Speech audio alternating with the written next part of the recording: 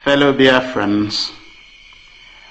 on the occasion of your rally to demonstrate your solidarity with the struggles of your kith and kin back home, I send to you all fraternal greetings.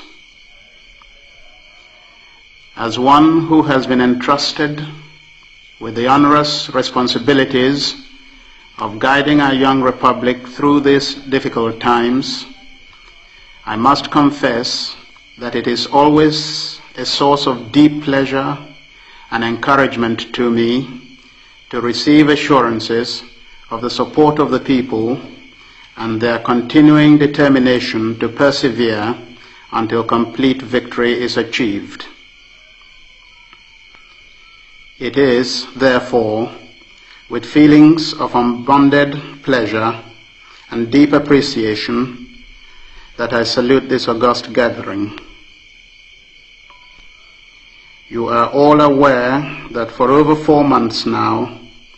Nigeria has been waging a war of aggression to destroy Biafra and her people. This invasion by Nigerian hordes was mounted because the people of the former eastern region of Nigeria were forced on May the 30th, 1967, to declare themselves the independent state of Biafra in order to assure the security of their lives and property. As you are aware, the people of the former eastern region of Nigeria had believed, as if it were an article of faith, in the concept of a united Nigeria. No section of the then Federation of Nigeria had worked as assiduously for the attainment of this ideal as did Eastern Nigeria and her people. No section had made as many and varied positive contributions towards the realization of true unity. Having over the years spearheaded the movement for closer union, having demonstrated our faith in Nigeria in concrete terms, by allowing our sons and daughters to sojourn in other parts of the country, thereby contributing tremendously to the development of such areas to the neglect of our own, it was a hard decision for us to take to opt out of a federation in which we had invested so much. But we had no real choice. Over the years, our erstwhile compatriots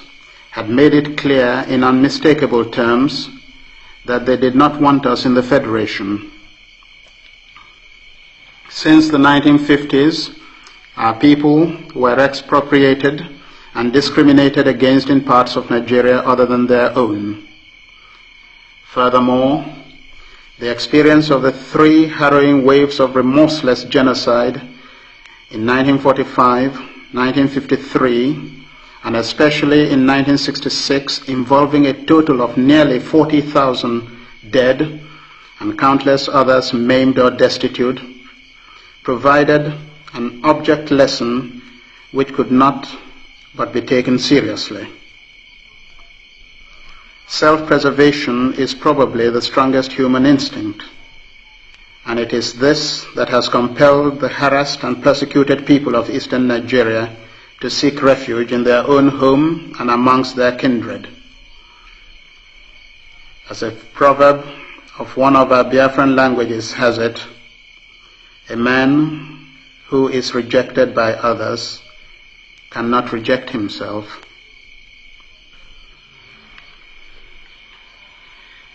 The inordinate ambition of the Hausa Fulani oligarchy to continue to dominate the whole of what was formerly the Federation of Nigeria,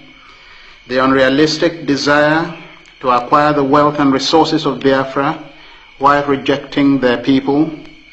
the mad and homicidal desire to exterminate from the face of the earth 14 million Biafrans, drove Gawan and his clique towards unleashing a costly war to attain the unattainable,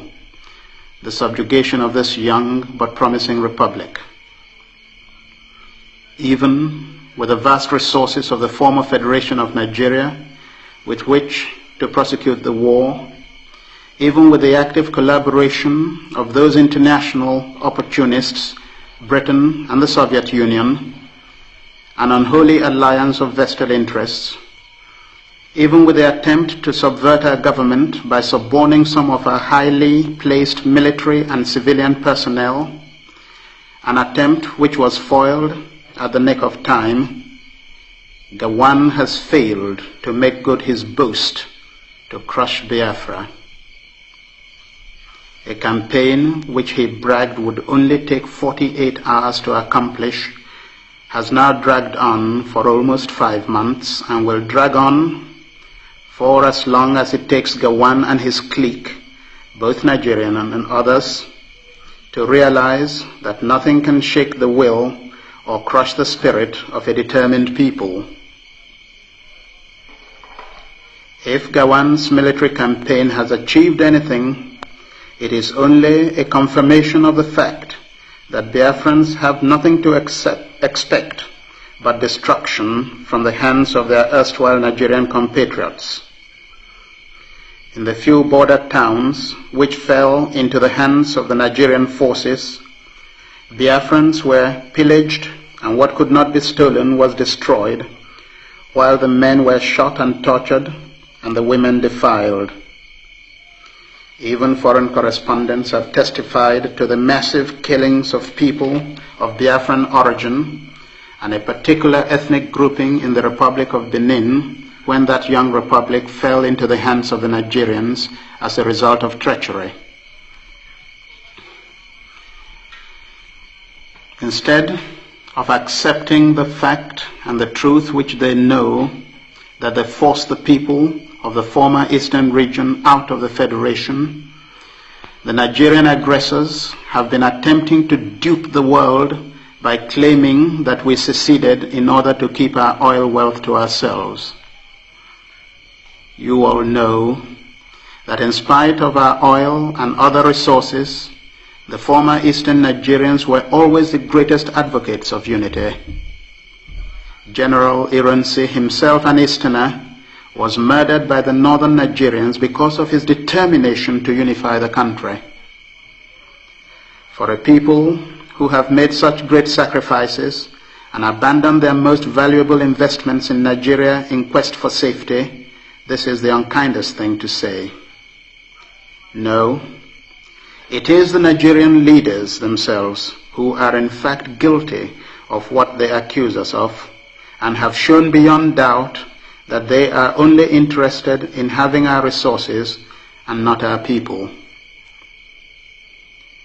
Our detractors